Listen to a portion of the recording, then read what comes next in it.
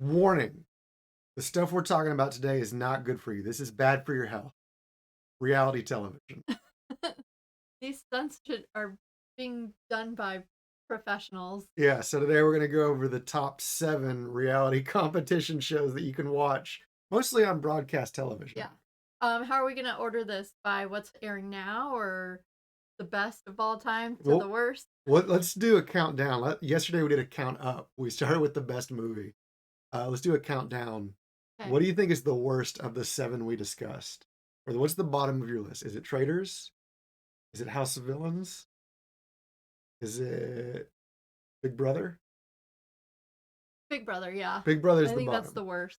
Okay, so what makes it the worst? Well, it's never anything that I've been interested in watching ever, because it's like, why am I gonna watch people make dinner when I should be making dinner? Like they're not doing anything extraordinary. They're just living in a home. Yeah. Um and it wasn't even like the real world where they had to like go out and have jobs. They're literally just stuck in their house. That's not interesting.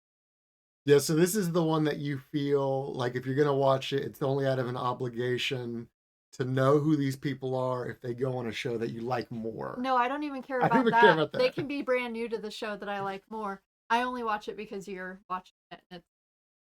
If I want to be in that same room, I'm watching it. Well, we'll see how that goes this year because that's like a summer thing. They do that once a year over the summer.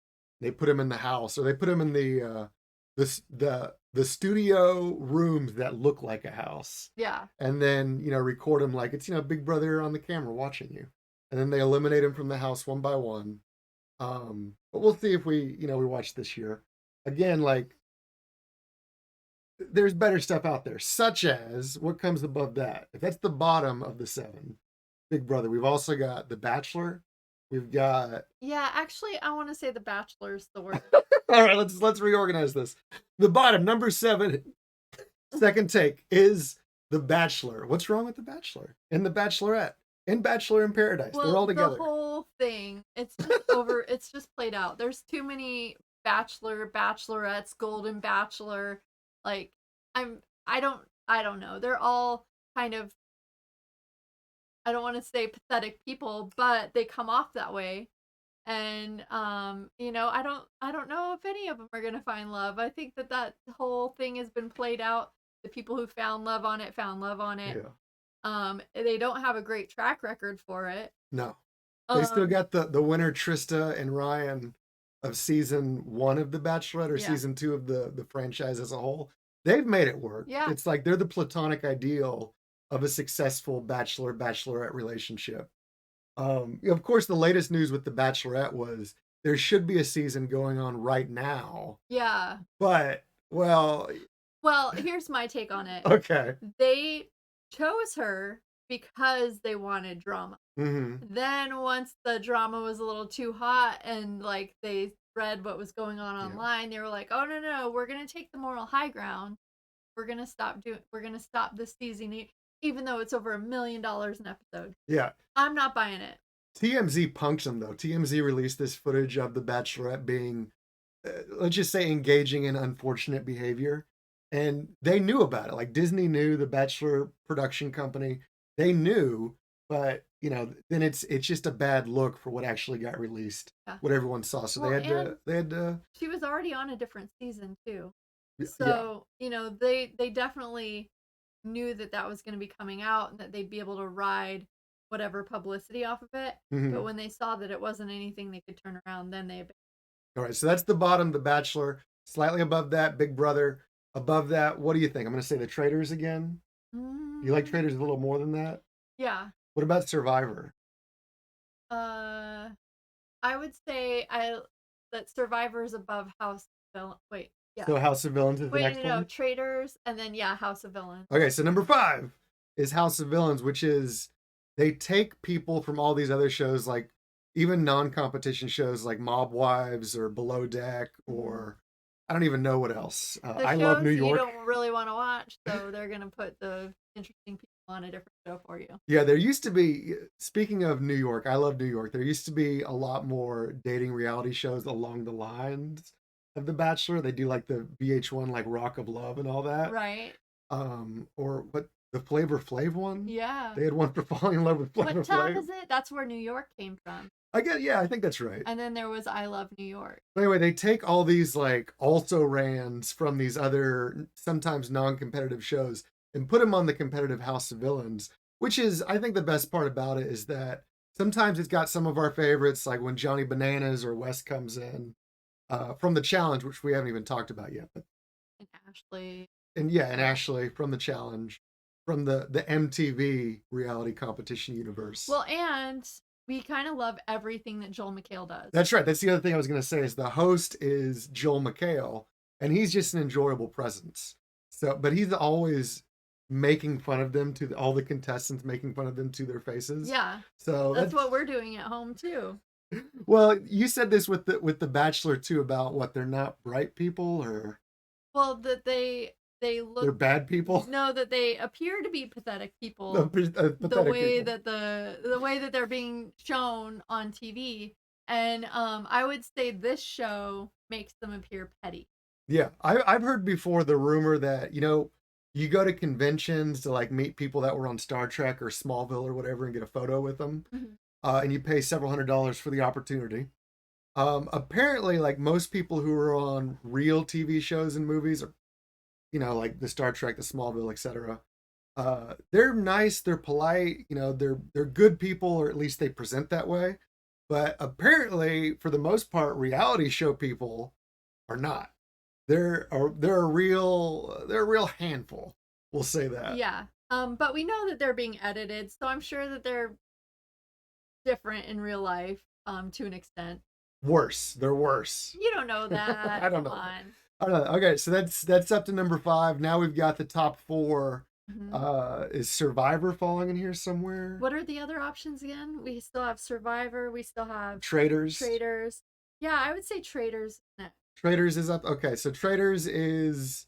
We watched finally like a full season of that on Peacock, and it was interesting because this might be the most sociopathic format for. I mean, all of these shows sort of have this element of psychopathy or sociopathy involved. Of like, you've got to look out for number 1. That's like the most charitable way of putting it. Yeah.